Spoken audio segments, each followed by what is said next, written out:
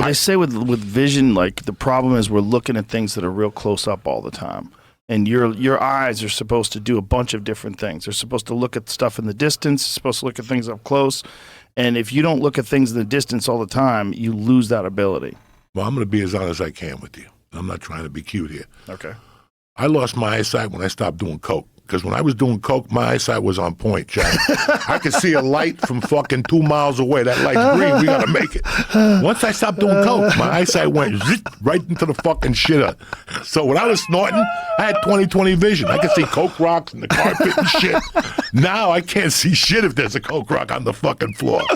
So I guess it's blood flow. If you think about it, blood flow to the brain. I mean, doesn't coke give you like a crazy amount of blood flow to your brain? I mean, it must. It's a stimulant, I have no right? idea. I have no idea where the blood goes. Joey, thank God I never got into that. No. Thank God I never got into that. And especially now. Like now I see these people that are snorting anything. Yeah. To snort anything today, you got to be fucking crazy. Yeah, you could die. Heroin, these people who put the fucking test. Like if you go to a bar in New York, they have tests. Yeah. Then you go in the bathroom and, what, are you fucking kidding me? You have to if you don't want to die. Once you test cocaine, it's time to do something different. If you got to test your coke, it's time to do something different. You got to fucking... You know what's going on here? Ketamine. Everybody's doing ketamine. They do nasal sprays. We had some lady go into a K-hole in the middle of our comedy show. She's fucking falling down like this. And they brought in the Narcan and shit. They were worried that she had overdosed. And her wife was like, no, she's just been doing ketamine. She just did too much. So I did a couple of lines of that one time at the podcast studio. Yeah. And it was okay. I did the podcast. But whoever gave me the ketamine left like a pile of it on the desk, after we did a couple of lines. So he left and me and Lee were talking. And I go, Lee, what are we going to do with this fucking thing? And he goes, I don't know, throw it away. I go, fuck that. It was about 8:30, 9 o'clock at night. I had done 3 lines maybe, and I was buzzed, but it didn't take me over the top. I did those. Now, I lived 6 minutes from the podcast studio in L.A. When I got to the first light to make the left, I knew it was not going to be a good drive home. It was not going to be a good drive home, okay? I had done too much. And then I got home, and when I put my foot out of the car, that was it. It was lights out after that. And I'm like, I am fucked up. What do you mean, like, lights out? Like, in what way? Like, I was fucked up. I don't know what was going on. It's a different kind of fucked up, right? It's a different type of fucked up. And then I went in the house, and God damn it, my wife is awake. Oh, no. Now I got to talk to her. Oh. So I ran in my office, and I'm in there 15 minutes getting higher and higher. Oh, no. And shit, my body's feeling weird. And I go, I better go out there before she comes in here. Right. And she was watching True Crimes? Detective, whatever, on HBO. Oh, okay. And it was the dude from The Green Book and the other guy. The Green Book. The brother, the guy who won he was in the book, The Green Book, with the guy who drove him in the South. He played the piano player. Anyway, it doesn't matter. So, you never saw The Green Book? I don't think I saw The Green Book. That's a good fucking movie. Oh, we were talking about him yesterday, Marshall Ali. Yeah. That guy's awesome, man. He's awesome. He was great in that Netflix documentary, or the Netflix show we were just talking about the end of the world with Julia Roberts and Ethan Hawke. Oh, I didn't see that. It was good. Fucking Giannis hated it, though, huh?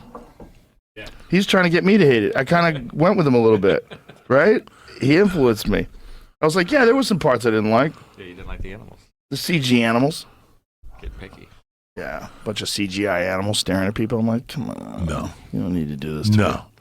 No, but I looked at him, and while I was watching TV, his head kept getting bigger. And I'm like, I couldn't take it. I'm sitting there.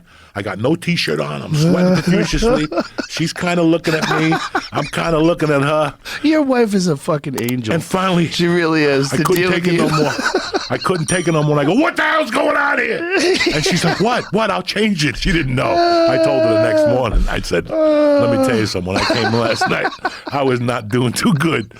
People think that you fuck around. Like when I was living in L.A., people think like you fuck around and you don't have everybody always thinks like I just got high and had no fucking consequences. I just never told you about what I dealt with. One night I ate mushrooms and I went home and the fucking mushrooms hit. I didn't know. I ate like 3 little fucking things at the office. The mushrooms hit. And that's the day The Exorcist came on. And I had to watch it. And I'm like, what the? And I finally ran into the room and put the blankets over my head. It was too fucking real. Like I have horrible high stories. I just don't repeat them because Bro. people won't believe them. I remember when we were on a plane once and you were eating Stars of Death. And we were like almost at New York. And it was like an hour before the plane landed. Joe Rogan, I almost fucking lost it. I was having a panic attack. It was getting bad. And then you go, but I'm back. And then you pop 2 more. I'm like, how did you just fucking do that? You just had a panic attack almost. For 3 years I cried about this anxiety.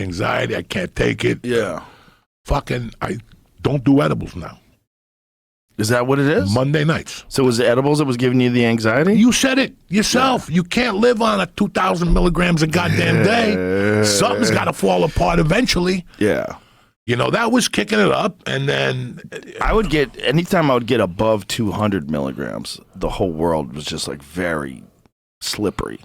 Very slippery. It was like, this is like, I could see how edibles could get someone to legitimately lose their mind.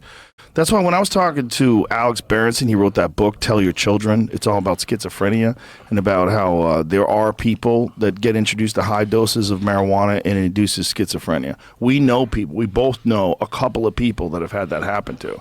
I'm like, this is real. I think marijuana is very beneficial in low to moderate doses.